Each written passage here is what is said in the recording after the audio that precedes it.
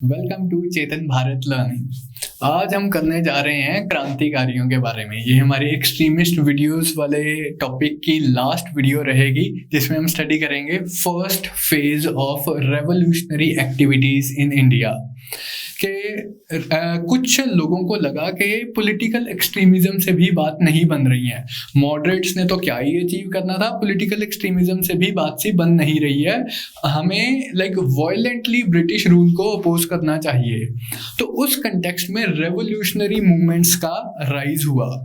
And जब सूरत split के बाद पॉलिटिकल एक्सट्रीमिस्ट को अरेस्ट कर लिया गया, डिपोर्ट कर दिया गया, जेल कर दिया गया, तो रेवोल्यूशनरी एक्टिविटीज और ज़्यादा इंक्रीज हो गई। क्योंकि लोगों को लगा कि जब पॉलिटिकल एक्सट्रीमिज्म, स्वदेशी एंड बायकॉट से बात नहीं बन रही, तो हम बम से बात बनाएंगे, हम सीधा गोली हिक में मार के बात बनाएंगे। तो that was the context to the rise of revolutionary activities. थोड़ा सा इसे समझ लेते हैं कि किस तरह से ये एक्टिविटीज का स्टार्ट हुआ, राइज हुआ। कि हमेशा से ही रिवोल्ट ऑफ 1857 ब्रिटिश ने सप्रेस कर दी, लेकिन still there was a school of thought that promoted violent activities against the British. अब ब्रिटिश रूल उस टाइम पे अपनी पावर बना रहा था, पीरियड ऑफ कंजर्वेटिज्म था, तो ये लोग थोड़े से अपने आप को इतना ज्यादा एक्टिवली एक्सप्रेस नहीं करते। लेकिन जब पॉलिटिकल एक्सट्रीमिज्म का राइज होता है कि फैक्टर्स जो हमने जो स्टडी किए थे, factors that were responsible for the rise of extremism, इन्हीं फैक्टर्स की वजह से रेवोल्यूशनरी एक्सट्रीमिज्म का भी राइज हुआ। वो लोग जो वायलेंस इस्तेमाल करना चाहते थे against the British to achieve independence, उन लोगों को भी इंकरेजमेंट मिली। सेम वही फैक्टर्स जो हमने एक्सट्रीमिज्म की राइज में किए। इसके साथ साथ जैसे कि मैंने आपको पहले बताया कि सूरत स्प्लिट की वजह से जो नेशनलिस्ट रैंक्स में डिवीजन आया, जो नेशनलिस्ट मूवमेंट को एक सेटबैक मिला, उससे भी कुछ लोगों को लगा कि भाई जब बात ही नहीं बन रही है कि स्वदेशी एंड बॉयकॉट से हमारा जो ऑब्जेक्टिव है स्वराज वो अचीव ही नहीं हो रहा है, तो हमें रेवोल्यूशनरी, वॉयलेंट रेवोल्यूशनरी एक्टिविटीज करनी पड़ेंगी ताकि ब्रिटिश ऑफिसर्स को, ब्रिटिश अंपायर को हम थ्रेटन कर सकें, टेरराइज कर सकें, and they would be forced to give us freedom, forced to give us Swaraj. Now, we will be studying the revolutionary activities that took place in various parts of India. To the maximum extent possible, I'll try to keep these activities segregated कि महाराष्ट्र में, पंजाब में, बंगाल में, but you should know that ये जो activities थी ये parallelly हो रही थी, and different parts of India में जो revolutionaries थे they were always in contact with each other, and उनको वो एक दूसरे की activities को support भी कर रहे थे। लेकिन अगर हम ज़्यादा ही integrated से manner में याद कर लेंगे तो पढ़ेंगे तो याद रखना थोड़ा सा मुश्किल हो जाता है। तो I'll try to keep these revolutionary activities as segregated as possible, जिससे हम easily remember कर सकें। The कहानी of revolutionary terrorism in India start होती है रैंड असैसिनेशन केस से। पूना में इंडिया में ही 1896-97 के टाइम में प्लेग का आउटब्रेक हुआ। पूना में प्लेग को कंट्रोल करने के लिए प्लेग कमीशन अपॉइंट किया जाता है, जिसके चेयरमैन होते हैं WC रैंड। अब ये जो British authorities, they were not too sympathetic to the Indian conditions. Plague को कंट्रोल करने के लिए हार्श मेजर्स अडॉप्ट करते हैं कि लोगों के घरों में जाके ज़बरदस्ती तलाशी वगैरह लेते हैं, उनका सामान बाहर फेंक देते हैं, लोगों को पब्लिकली स्ट्रिप करके, नेकेड स्ट्रिप करके उनकी बॉडी पे साइंस वगैरह देखे जाते हैं कहीं इन्हें प्लेग तो नहीं है। And men and women they were stripped to check whether they had the science of plague और नॉट। तो ऐसे मेजर्स ने लोगों को बहुत ऑफेंड कर दिया। लोग बहुत परेशान थे कि हमारी सेल्फ रिस्पेक्ट को ठेस पहुंचाई जा रही है in the name of controlling plague. तो इसी कंटेक्स्ट में चापेकर ब्रदर्स 1897 में, चापेकर ब्रदर्स के 3 ब्रदर्स थे, बालकृष्णा, दामोदर एंड वासुदेव। नाम याद रहे तो ठीक है, ना रहे तब भी कोई टेंशन वाली बात नहीं है। तो Chapekar brothers they assassinated the Pune Plague Commissioner WC Rand and his military aide Lieutenant Arrest। ये उनके असिस्टेंट थे, तो दोनों को असैसिनेट किया। इसके बाद महाराष्ट्र में ही 1899 में VD Savarkar and GD Savarkar, Vinayak Damodar Savarkar, Ganesh Damodar Savarkar, ये बनाते हैं मित्र मेला। ये एक गुप्त क्रांतिकारी ऑर्गेनाइजेशन होती है, रेवोल्यूशनरी सीक्रेट सोसाइटी। इसी सोसाइटी का नाम लेटर ऑन चेंज करके अभिनव भारत रख दिया जाता है बाय वीडी सावरकर। 1904 में it was renamed as Abhinav Bharat. Abhinav Bharat now VD Savarkar was inspired by international revolutionary, जैसे इटली की यूनिफिकेशन एंड फ्रीडम अचीव करने के लिए इटली के एक रेवोल्यूशनरी मजीनी यंग इटली बनाते हैं 1930s में। तो उसी से इंस्पिरेशन लेके ये यंग इंडिया मूवमेंट स्टार्ट करना चाहते हैं। तो उसका Hindi translation Abhinav Bharat society came into existence. Mitra Mela was renamed as Abhinav Bharat. अब ये जो ऑर्गेनाइजेशन थी, it tried to expand and have centres all over India. Even London में इसकी ब्रांचेस थी। वीडी सावरकर खुद लॉ करने के लिए इंग्लैंड जाते हैं, लंदन जाते हैं, एंड लंदन में भी अभिनव भारत की लाइक सीक्रेट ब्रांचेस वगैरह खोल देते हैं। एक्टिविटीज क्या की इस अभिनव भारत ऑर्गेनाइजेशन ने? Now inspired by Savarkar's propaganda in London. London में ही एक रेवोल्यूशनरी थे मदन लाल ढींगरा, वो लेफ्टिनेंट कर्नल कर्जन विली को असैसिनेट करते हैं। कर्जन विली कौन थे?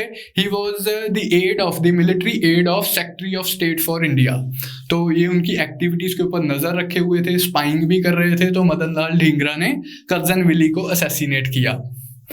सिमिलरली इंडिया में लाइक 1909 में नासिक के डीसी, नासिक के डिस्ट्रिक्ट मजिस्ट्रेट जैक्सन की असैसिनेशन की जाती है। इस केस को नासिक कॉन्स्पिरेसी केस बोलते हैं। तो Jackson, DM Jackson was assassinated by Anant Kanhere. He was a disciple of VD Savarkar only. इस केस में नासिक कॉन्स्पिरेसी केस जब चला, इसकी इन्वेस्टिगेशंस वगैरह हुई, तो लाइक पुलिस को, इंटेलिजेंस को लिंक्स, इंटेलिजेंस ने लिंक्स एस्टेब्लिश किए कि Anant Kanhere he was linked to VD Savarkar, he was disciple of VD Savarkar. तो in this case only VD Savarkar he was sentenced to transportation for life. Kala Pani की उन्हें सजा हुई, अंडमान की पोर्ट ब्लेयर की सेलुलर जेल में उन्हें रखा गया। नेक्स्ट, साउथ इंडिया में। साउथ इंडिया में एक रेवोल्यूशनरी लाइक मूवमेंट, एक रेवोल्यूशनरी एक्टिविटी आप याद रखेंगे in Tirunelveli. Vanchi Iyer assassinated district magistrate Ashe. तो जैक्सन को असैसिनेट किया अनंत कनहेड़े ने, एशे को असैसिनेट किया वंची अय्यर। कहाँ? साउथ इंडिया में तिरुनेलवेली। ही was the district magistrate of Tirunelveli. क्यों असैसिनेट किया? क्योंकि इन्होंने लाइक एक पीसफुल स्ट्राइक के ऊपर फायरिंग करने के ऑर्डर्स दिए थे। जैसे जलियांवाला बाग में ब्रिगेडियर जनरल डायर ने ऑर्डर किए थे फायर करने के लिए, तो वैसे इन्होंने भी ऐसे कुछ वायलेंट ऑर्डर्स दिए थे। तो he was assassinated by Vanchi Iyer.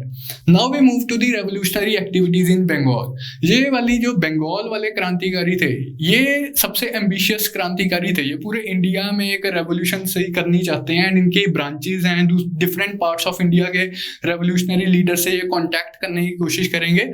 तो देखते हैं, बंगाल में काफी सारी रेवोल्यूशनरी एक्टिविटीज रेवोल्यूशनरी सोसाइटीज बनती हैं जो इस आइडिया को प्रोपेगेट करती हैं। कल्ट ऑफ द बॉम्ब को लाइक प्रोपेगेट करती हैं, असैसिनेशंस के कल्ट को प्रोपेगेट करती हैं। 4 सोसाइटीज यहाँ पे मैंने लिखी हुई हैं। मिदनापुर सोसाइटी, सरला देवी चौधरानी का एक अखाड़ा था, जिम्नेजियम था, आत्म उन्नति समिति एंड अनुशीलन समिति। इन चारों ऑर्गेनाइजेशंस में जो आप नाम याद रखेंगे एंड वेरी इंपॉर्टेंट है, दैट इज अनुशीलन समिति। इट वाज स्टार्टेड बाय परमाथनाथ मित्र, परमाथ मित्र। इस समिति की 2 ब्रांचेस थी, एक ढाका ब्रांच और एक कलकत्ता ब्रांच। कलकत्ता ब्रांच को युगांतर ब्रांच भी बोलते हैं। हमने जब एक्सट्रीमिस्ट वाला फेज किया था कांग्रेस के अंदर, तो हमने अरबिंदो घोष के साथ ये युगांतर न्यूज़पेपर के बारे में पढ़ा था। 3 न्यूज़पेपर हमने अरबिंदो घोष के कंटेक्स्ट में पढ़े थे, वंदे मातरम, युगांतर एंड संध्या। हमने उनके एडिटर्स भी देखे थे। वंदे मातरम अरबिंदो घोष ने खुद एडिट किया था, एंड अरबिंदो घोष के भाई बरिंद्र कुमार घोष या बरिन घोष ने युगांतर न्यूज़पेपर को वो एडिट करते थे, एडिटर थे उसके, एंड संध्या न्यूज़पेपर के एडिटर थे बीबी उपाध्याय। तो यही जो युगांतर ग्रुप था, it was also engaging in revolutionary activities. तो अनुशीलन समिति की Calcutta branch also known as Yugantar branch. इसके इंपॉर्टेंट लीडर्स अरबिंदो घोष, उनके भाई बरिंद्र कुमार घोष, हेमचंद्र कानूंगो, प्रफुल्ला चाकी, Khudiram Bose, and Dhaka branch it was led by Pulin Das. तो Anushilan Samiti was the most important revolutionary organisation in Calcutta. Secret revolutionary society थी, गुप्त क्रांतिकारी activities में इंडल्ज कर रही थी। मॉडस ऑपरेंडी क्या था, ये करती क्या थी, इट एंगेज्ड इन स्वदेशी डकैतीज। अब अगर मूवमेंट चलानी है तो पैसों की जरूरत है, पैसे कहाँ से आएंगे, तो ये कहते हैं कि सरकारी खजाना हम लूट लेते हैं, तो गवर्नमेंट ट्रेजरी के ऊपर डकैती कर दी, इधर से उधर पैसा जा रहा है उसे लूट लिया, इस तरह से। तो स्वदेशी डकैतीज में इंडल्ज करती, जैसे काकोरी कॉन्स्पिरेसी केस, आप लाइक भगत सिंह वाले पीरियड में, चंद्रशेखर आजाद वाले लेटर पीरियड में आप उसके साथ एसोसिएटेड है। उनका भी पर्पस यही था कि रेवोल्यूशनरी एक्टिविटीज को कंटिन्यू करने के लिए पैसा चाहिए, वो हम सरकारी पैसा लूट लेंगे। Then assassination of oppressive officials and informers, कि अगर किसी ने हमारे में से ही किसी ने लाइक सरकार को इन्फॉर्म कर दिया तो उसको भी असैसिनेट कर देंगे। Bomb making and arms smuggling, की रेवोल्यूशनरी मूवमेंट बिना हथियारों के तो चल नहीं सकती है, तो हथियार कैसे आएंगे, या तो स्मगल किए जा सकते हैं या खुद मैन्युफैक्चर किए जा सकते हैं, तो वो सारी एक्टिविटीज में भी एंगेज कर रहे हैं। देन लास्ट वेरी इंपॉर्टेंट है प्रोपेगेंडा बाय ट्रायल। ये क्या है, ये कहते हैं कि अगर हम अरेस्ट भी हो गए तो हम कोर्ट केस का इस्तेमाल करेंगे अपने आइडियाज को पॉपुलराइज करने के लिए। अब खुदीराम बोस जैसे फॉर एग्जांपल के अपने असैसिनेशन अटेम्प्ट के बाद ही वाज अरेस्टेड, उनके ऊपर केस चला। Now case was reported, public case होता था, case was reported in the press. तो प्रेस में जो वो अपने व्यूज थे वो प्रोपोगेट कर रहे हैं, प्रेस उन्हीं व्यूज को पब्लिश कर रही है, तो उससे भी वो अपने आइडियाज को पॉपुलराइज करना चाहते थे। Propaganda by trial. Hemchandra Kanungo, अब बॉम्ब मेकिंग के केस में ये स्टेटमेंट है, Hemchandra Kanungo was sent to Paris. अब मान लो आपने रेवोल्यूशनरी एक्टिविटी स्टार्ट करनी है, उसके लिए आपको लग रहा है कि आपको बम बनाना आना चाहिए, लेकिन लाइक वो कहाँ से सीखोगे आप उस टाइम में। वी आर टॉकिंग ऑफ 1905 1906 वाले टाइम फ्रेम में। तो one of the members of the Anushilan Samiti ही वो सेंट टू पेरिस कि तू बॉम्ब बनाने की टेक्निक सीख के आ, इंडिया में हम बॉम्ब बनाएंगे एंड फिर ब्रिटिश ऑफिसर्स को उड़ाएंगे। हेमचंद्र कानूगो वो sent to Paris to learn the art of bomb making, and उसका कॉन्सिक्वेंस क्या हुआ, वापिस आए, सीख के आए, एंड इन्होंने बृंद्र कुमार घोष के फार्म हाउस में, मानिक टाला में बृंद्र कुमार घोष का फार्म हाउस था, वहां उन्होंने बॉम्ब मेकिंग फैक्ट्री लगा दी। अब बॉम्ब बनाना आ गया, हमें क्या करें, बंदा टारगेट आइडेंटिफाई करें एंड एक टीम बनाए जो उस टारगेट को एलिमिनेट करेगी।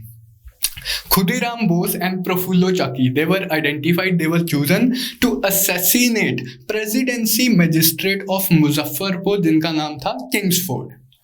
तो अब ये नाम सारे इंपॉर्टेंट है, कंटेक्चुअलाइज करके मैं बता रहा हूँ, लेकिन आपको फैक्ट्स याद रखने हैं। खुदीराम बोस, प्रफुल्ल चाकी, किसको असैसिनेट करना था, प्रेसिडेंसी मजिस्ट्रेट किंग्सफोर्ड को।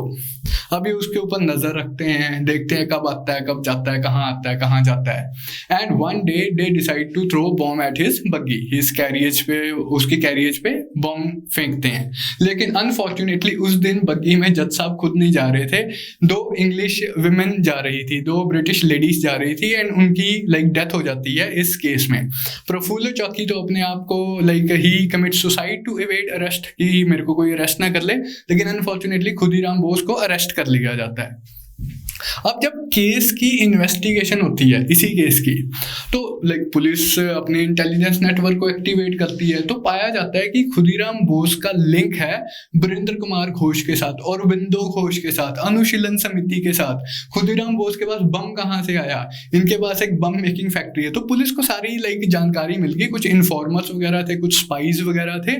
तो इस पूरे केस को बोला गया अलीपुर कॉन्स्पिरेसी केस, कि ये कोई आइसोलेटेड इंसिडेंट नहीं था, it was part of a very large conspiracy. Alipore conspiracy case, Khudiram Bose, Prafulla Chaki, Aurobindo Ghosh, Barindra Kumar Ghosh, all of them were involved.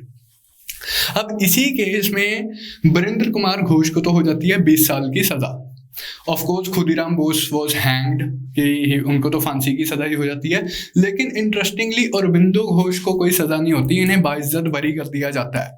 उसका एक कारण ये भी होता है कि जो इनके अगेंस्ट प्रोसिक्यूशन का विटनेस होता है, उस विटनेस को ही लाइक मार दिया जाता है जेल में। तो and his defense also, his legal case was also strong. His defense was presented by C.R. Das. Latest Swaraj party में हम इनके बारे में पढ़ते हैं. C.R. Das उस पॉइंट ऑफ टाइम पे ही was a very young and leading barrister lawyer of Calcutta. तो इनका केस C.R. Das ने लड़ा था and he was acquitted by the court. अब इसके बाद हुआ क्या? बरिंदर कुमार घोष तो बरी होने के बाद भी he retires from the active. Aurobindo Ghosh बरी होने के बाद भी he retires from the active politics. तो अब अनुशीलन समिति एंड उसकी क्रांतिकारी एक्टिविटीज का क्या? नाउ अनुशीलन समिति की leadership it passed on to Jatindra Mukherjee, जिन्हें लाइक प्यार से टाइटल मिला बाघ जतिन का, टाइगर जतिन का. ही अज्यूम द कंट्रोल ऑफ अनुशीलन समिति. उन्होंने पुराने वाला ट्रेंड कंटिन्यू किया, असैसिनेशन करने का, स्वदेशी डकैतीज करने का. एक इन्होंने चेंज किया अनुशीलन समिति की ऑर्गेनाइजेशन को, डिसेंट्रलाइज सा कंट्रोल बना दिया. उन्होंने कहा कि अगर हम टू सेंट्रलाइज्ड सीक्रेट सोसाइटी बनाएंगे तो एक बंदा पकड़ा गया तो पूरा ग्रुप पकड़ा जाएगा. इस चीज को अवॉइड करने के लिए उन्होंने डिसेंट्रलाइज नेचर की एक रेवोल्यूशनरी सोसाइटी बना दी, लाइक अनुशीलन समिति को ही. काफ़ी सारी वो एक्टिविटीज़ में इंडल्ज करते हैं, डिफरेंट पार्ट्स ऑफ इंडिया में रेवोल्यूशनरी से कंटेक्ट करते हैं एंड उन्हें इनकरेज करते हैं ब्रिटिश के अगेंस्ट एक्शन लेने के लिए. लेकिन he is more known for his activities during world war 1, तो उनके बारे में हम बाद में पढ़ेंगे. अभी like let's move to revolutionary activities in Punjab. Punjab में सबसे जो लाइक क्रांतिकारी लीडर थे वो थे सरदार अजीत सिंह. इनके बारे में हमने पढ़ा है कि like he was a like otherwise he was a political extremist leader in the initial phase. So he was the leader of Pagdi Sambhal Jatta movement. It was a radical peasant movement. British क्या कर रही थी, पेजेंट्स को ownership of land देने की बजाय उन्हें share croppers बना रही थी.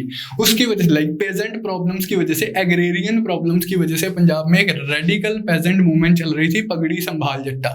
अब ये जैसे सॉन्ग भी है, आप ये फैक्ट याद रख सकते हैं. द सॉन्ग पगड़ी संभाल जट्टा वॉज रिटन बाय बांके दयाल. सरदार अजीत सिंह ये भगत सिंह के चाचा थे. He was the leader of this पगड़ी संभाल जट्टा मूवमेंट. अब जब गवर्नमेंट ने एक्सट्रीमिस्ट के अगेंस्ट एक्शन लेना स्टार्ट किया, पॉलिटिकल एक्सट्रीमिस्ट के अगेंस्ट एक्शन लेना स्टार्ट किया, he was also arrested and eventually he became a revolutionary. From political extremist he became a revolutionary, कुछ अरबिंदो घोष, बरिंदर कुमार घोष की तरह ही. He founded a secret revolutionary organisation known as Bharat Mata society. Bharat माता journal भी था इनका एंड भारत माता इनकी ऑर्गेनाइजेशन भी थी, Bharat Mata society. In 1907 he was jailed to Mandalay Burma. Tilak को भी मंडले जेल बर्मा में रखा गया था, सरदार अजीत सिंह को भी.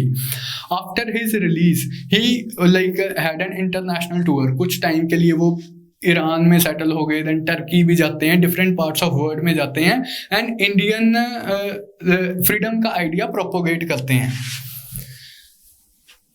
नाउ एक और इम्पोर्टेंट चीज क्या हुई कि बंगाल वाला जो अनुशीलन समिति थी, इस पॉइंट ऑफ टाइम पे अनुशीलन समिति was led by Jatendra Mukherjee, बाघ जतिन. अब बाघ जतिन अपने एक एसोसिएट को बोलते हैं राश बिहारी बोस को कि तू पंजाब वाले रेवोल्यूशनरीज के साथ, यूपी में रेवोल्यूशनरीज के साथ कॉन्टैक्ट्स इस्टेब्लिश कर. तो as a result of that ये कॉन्स्पिरेसी रचते हैं राश बिहारी बोस पंजाब एंड यूपी वाले रेवोल्यूशनरीज के साथ मिलके. ये कहते हैं, अब यहाँ पे आपको एक कॉन्टेक्स्ट पता होना चाहिए. हमने 1905 में पार्टीशन ऑफ बंगाल के बारे में पढ़ा है. पार्टीशन ऑफ बंगाल की वजह पॉलिटिकल एक्सट्रीमिज्म आया, बंगाल में रेवोल्यूशनरी एक्टिविटीज लाइक काफ़ी ज़्यादा एक्टिव हो गई. तो ब्रिटिश इस चीज़ को कैंसल करने के लिए, अवॉइड करने के लिए अल्टीमेटली क्या करते हैं, बंगाल प्रोविंस को रीयूनाइट कर देते हैं. The partition of Bengal was annulled. Partition of Bengal was cancelled. कब? 1911 में. याद रखेंगे आप, 1911 में partition of Bengal was annulled. Who was viceroy at that point of time? Lord Hardinge. And it was presented as a coronation boon from the new British monarch. तो 1911 में even तो partition was अनल्ड, लेकिन एक और important decision लिया जाता है। कहते हैं कि हमने कलकत्ता को कैपिटल ऑफ इंडिया ही नहीं बनाना, like we will shift the capital from Calcutta to New Delhi. Bengal में बहुत ज़्यादा पॉलिटिकल एक्सट्रीमिज्म फैल चुका है, बहुत ज़्यादा रेवोल्यूशनरी एक्टिविटीज़ हो गई हैं, सरकार का कोई कंट्रोल नहीं है इन एक्टिविटीज़ के ऊपर। Let us move the power centre to some other place, and Delhi was selected as that new power center, and in 1911 New Delhi became the capital of British Raj. अब after the transfer was announced and it was complete, viceroy अपना काफिला लेके आते हैं दिल्ली में on the ceremonial entry into Delhi। अब ये क्रांतिकारी क्या करते हैं, अब वापस आते हैं अपने टॉपिक पे। राश बिहारी बोस द्वारा जो क्रांतिकारी होते हैं, द्वारा लीड किए गए जो क्रांतिकारी होते हैं, वो वाइसरॉय हार्डिंग के ऊपर बॉम्ब थ्रो करते हैं। No less a person as then viceroy, उसके ऊपर ही बॉम्ब थ्रो करते हैं। इवन दो वाइसरॉय को कुछ हुआ नहीं, थोड़ी बहुत चोट लगी एंड ही रिकवर्ड, बट अब सरकार सक्रिय हो गई। सरकार ने सारे रेवोल्यूशनरी एक्टिविटीज को कंट्रोल करने की कोशिश की in rest of the India also, and Raj Bihari Bose underground हो जाते हैं। अब now we will cover those revolutionary activities जो बाहर से ऑर्गेनाइज की जा रही थी, सिर्फ इंडिया में नहीं, यूएसए में एंड इंग्लैंड में एंड फ्रांस में कुछ रेवोल्यूशनरीज थे जो इंडिया के फ्रीडम के लिए लड़ रहे थे एंड रेवोल्यूशनरी मूवमेंट्स को लीड कर रहे थे। सबसे पहले will talk about the revolutionary activities in England, and यहाँ पे इंपॉर्टेंट है रोल श्यामजी कृष्ण वर्मा का। इन 1905 ये इंडिया हाउस बनाते हैं लंदन में। अब एलिजिडली कहने को तो India house was a hostel for Indian students, कि इतने सारे बच्चे इंडिया से इंग्लैंड पढ़ने के लिए जाते हैं, तो उनके लिए मैंने एक हॉस्टल बनाया है। एक्चुअली इनका आइडिया क्या होता है कि इंडियन स्टूडेंट्स को मैं एक साथ रखूंगा, उनमें जो थोड़े से रेडिकल विचारों के लोग होंगे उन्हें मैं ट्रेन करूंगा to become revolutionaries in India.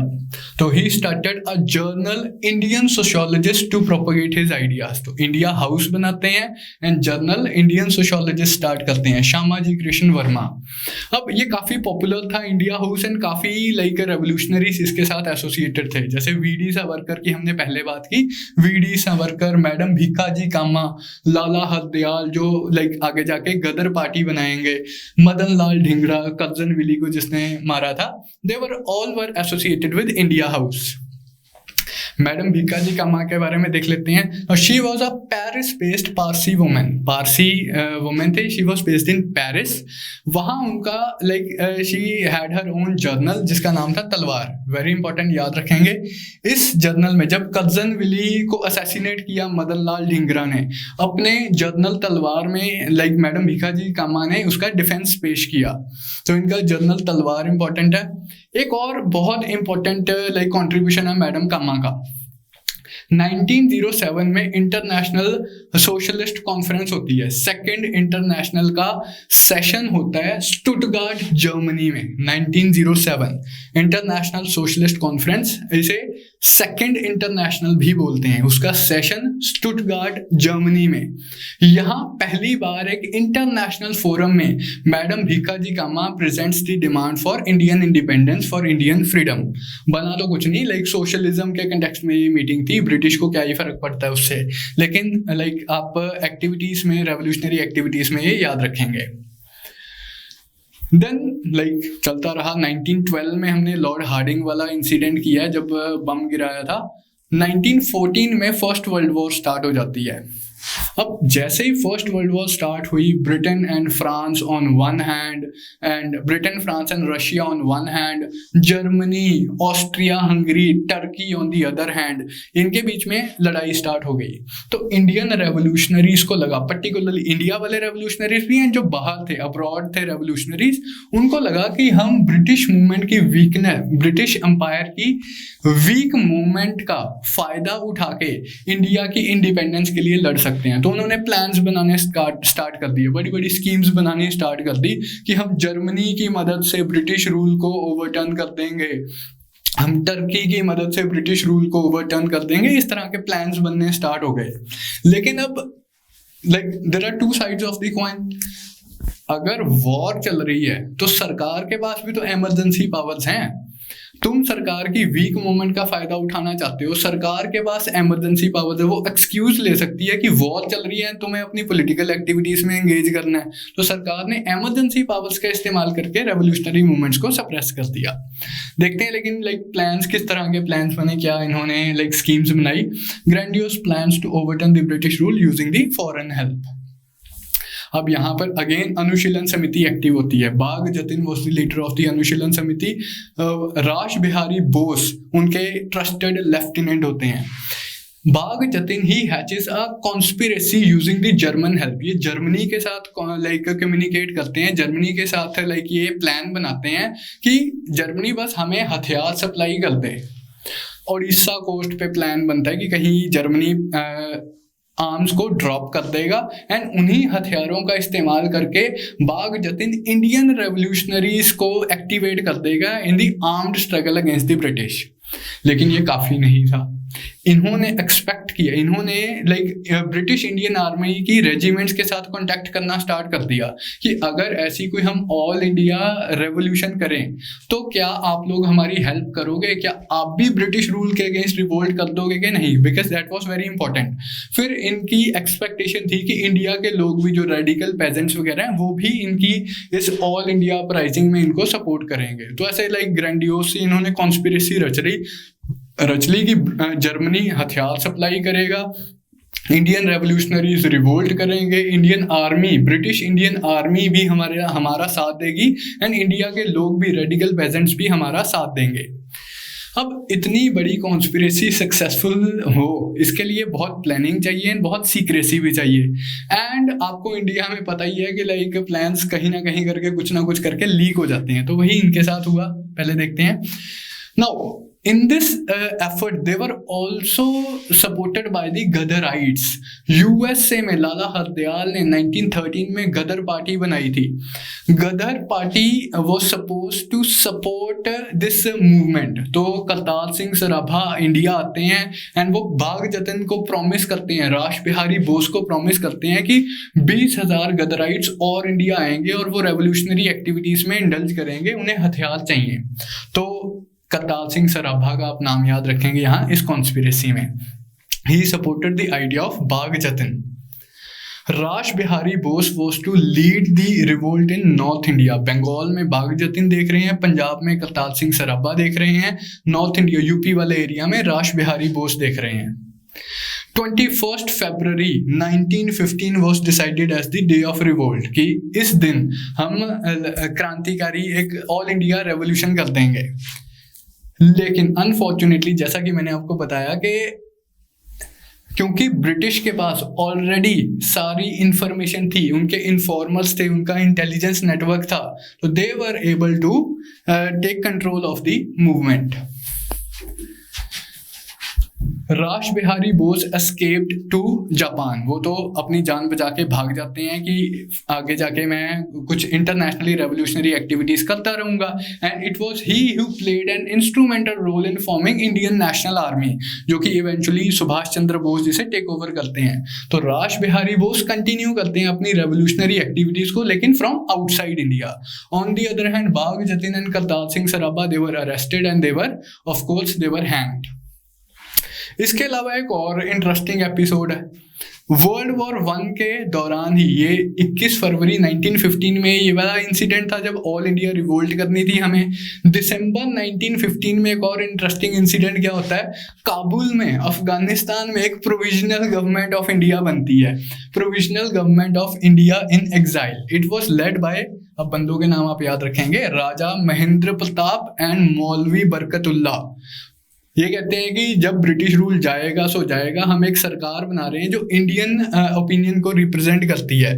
तो Mahendra Pratap was the president of this exiled government and Maulvi Barkatullah was PM. Of course अगर अफगानिस्तान में बनी है, इनका पर्पस क्या था, बनाई कैसे, पहले तो वही वर्ल्ड वॉर 1 में जो ब्रिटिश के अपोजिंग पार्टी थी, जर्मनी, टर्की, उनकी मदद से इन्होंने, सेंट्रल पावर्स की मदद से इन्होंने सरकार बनाई। इसका पर्पस था कि हम अफगानिस्तान एंड रशिया की हेल्प लेके ब्रिटिश अंपायर को थ्रेटन कर देंगे। होना क्या था कि ब्रिटिश क्या military pressure, of course world war हमें पता है कि it was won by the British, तो ब्रिटिश का मिलिट्री प्रेशर एंड ब्रिटिश का डिप्लोमेटिक प्रेशर, दोनों की वजह से it was like Afghanistan was forced to disperse this government. तो 1919 में इसका डिस्पर्सल हो गया। तो हमने देखा कि वर्ल्ड वॉर 1 के टाइम पे काफ़ी लाइक बड़ी बड़ी ग्रैंड स्कीम्स बन रही हैं to overturn the British rule, लेकिन ये कोई भी स्कीम इनमें से सक्सेसफुल नहीं हुई। उसका कारण ये था कि जैसे कि मैंने पहले बताया, वर्ल्ड वॉर 1 में ब्रिटिश के पास वॉर टाइम एमरजेंसी पावर्स थी। इन्हीं एमरजेंसी पावर्स में एक और लाइक जो फॉर्मल इन्होंने इंस्ट्रूमेंट यूज़ किया, that was defence of India act 1915। इसने ब्रिटिश गवर्नमेंट को एमरजेंसी पावर्स दी, इसने ब्रिटिश गवर्नमेंट का हाथ खोल दिया। कोई वकील नहीं है, कोई अपील नहीं है, कोई दलील नहीं है, समरी ट्रायल होगा, बस उठा के ले जाएंगे एंड ट्रांसपोर्टेशन फॉर लाइफ कर देंगे, काले पानी की सजा दे देंगे। तो इसलिए इस एक्ट की वजह से वर्ल्ड वॉर 1 में जितनी भी वर्ल्ड वॉर 1 के दौरान जितनी भी रेवोल्यूशनरी एक्टिविटीज हुई, वो सारी एक्टिविटीज ब्रिटिश गवर्नमेंट ने सप्रेस कर दी। So that completes our topic, the first phase of revolutionary activities. World War 1 में जब ये revolutionary activities का suppression हो गया, तो 1915 के टाइम पे ही 2 important events होते हैं। एक तो 1915 में महात्मा गांधी वापस आते हैं, दूसरा 1914 में towards the end of 1914 Tilak was also released from the Mandalay jail। तो ये लीडर्स गांधी जी एंड तिलक, ये दोनों हमारी फ्रीडम मूवमेंट को एक ऑर्गेनाइज्ड पॉलिटिकल शेप देने का काम करते हैं कि instead of individual revolutionary activities we should move back to the path of mass nationalism. तो वो किस तरह से हुआ, ये हम आगे वाली वीडियोस में पढ़ेंगे। That is all as far as the first phase of revolutionary activities is concern. Thank you from my side.